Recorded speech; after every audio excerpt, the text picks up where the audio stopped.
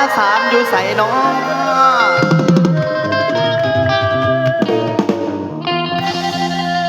หลักยิง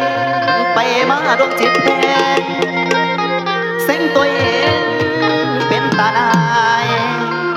ปากก็เบื่อเขาหลายบ่อยากเห็นบ่อยากพอ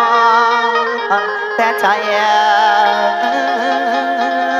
น้องหวังบ่หายลาแผนกันเขาโอดได้ว่าเขาหลอกว่าเขาลวงแค่ใจหวงเห็นเขาคิดบ่เศร้าได้นอน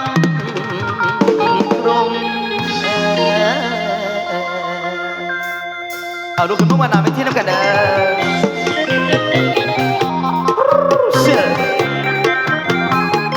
สวัสดีพี่น้องดวงใจเอ๋ยทำไมได้เลยคิดถึงเขาจังเมื่อหมดความหวังเห็นแล้วก็นั่งคุยสายอื่นนั้นภาพติดตาบอกว่าต้องลืมมันไม่นานก็พลันลืมแค้นแสนละกุ้มใจจริงเรื่องนี้ต้องลืมเขาจริงเรื่องผู้หญิง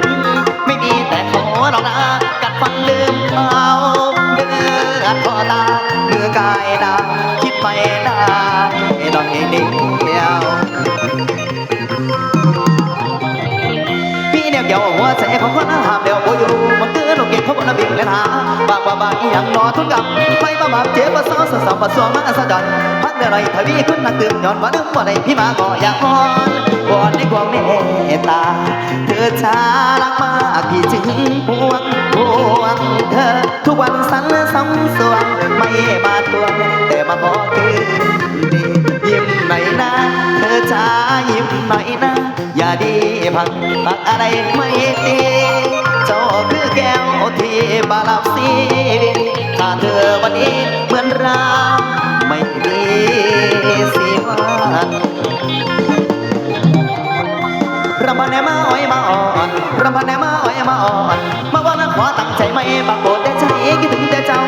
ให้บอกพี่ว่าสนยังฝ่าบนลาตะวันแรงคิดเอาแรงไว้ว่าคุณมองเพียงเสียงฟังพี่มาตัวเจ้าให้ได้แต่หัวใจคิดเห็น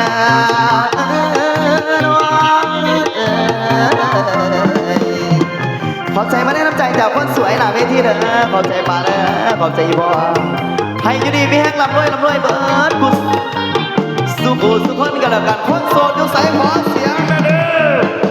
เอาส่งต่อให้รอเมียมีเผลอสารลงตีฝักตะไลกันแล้วกันเมียเผลออยู่ใส่เมียเผลออยู่ใส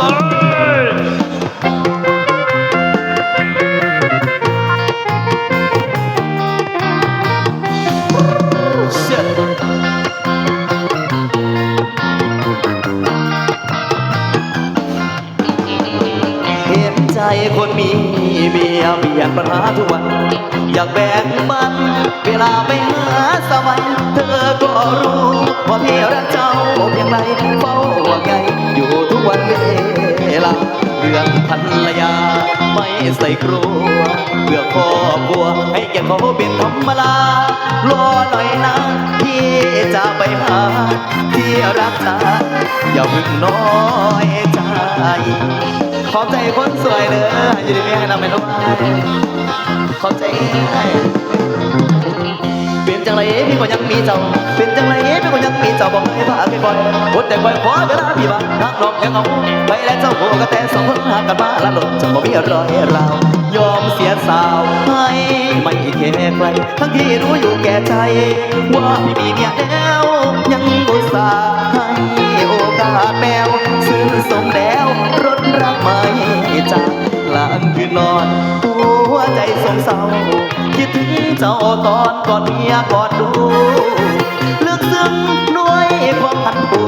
รักเมียรักลูกแล้วยังเป็นห่วงเธอเสียงอยู่ใสเสียงอยู่ใสว่าจะเบื่อไว้เบื่อไปได้เราบางจะเบื่อไปได้เราแต่เมื่อเสียเจ้าไว้เมียให้มาทำบ่อาทำจะมีให้ส่งที่ผู้บ่ห่อทะเบียนมองกระดึ๊บบ่มีได้วันใดถ้าโอกาสดีที่จะรีบไปทันใดจะไปกอดความน้องให้ซึ้งใจตำแหน่งอะไรก็เบียพี่เหมือน กัน ความสัมพันธ์สองเราอยากรู้ใครว่าสัวก็สั่งเขาสาวบ้านรอพี่หน่อยอย่าถือว่าทรมานยังต้องการตาบ้านอย่าน้อยใจเป็นจังไรถือว่าเป็นไอ้พี่อายเป็นจังไรถือว่าเป็นไอ้พี่อายบ่บายบ้างบ่บ่อยโอ้กันเด้อผู้ไหนใจไอ้แน่นอนก็รอก็รอสิจอมไหลลงมาคิดเห็นตาบ้านถูกแม่สองขอบใจมาได้น้ำใจเด้อ